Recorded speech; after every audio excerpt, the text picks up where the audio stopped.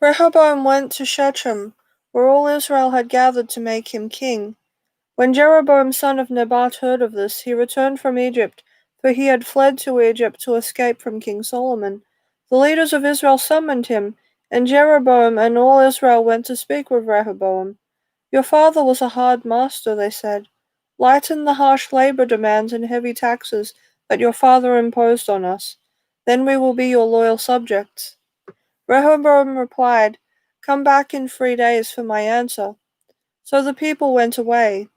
Then King Rehoboam discussed the matter with the older men who had counseled his father Solomon. What is your advice? He asked. How should I answer these people? The older counselors replied, If you are good to these people and do your best to please them and give them a favorable answer, they will always be your loyal subjects.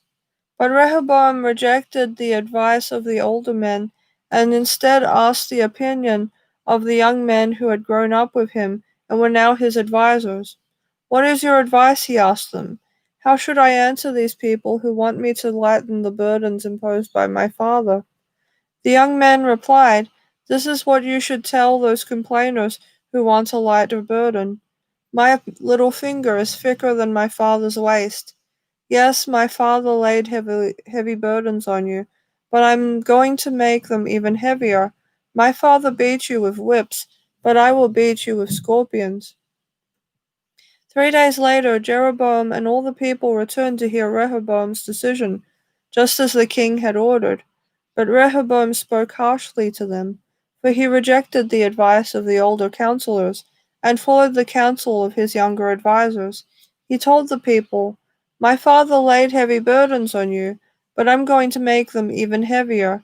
My father beat you with whips, but I will beat you with scorpions. So the king paid no attention to the people. This turn of events was the will of God, for it fulfilled the Lord's message to Jeroboam son of Nebat through the prophet Ahijah from Shiloh.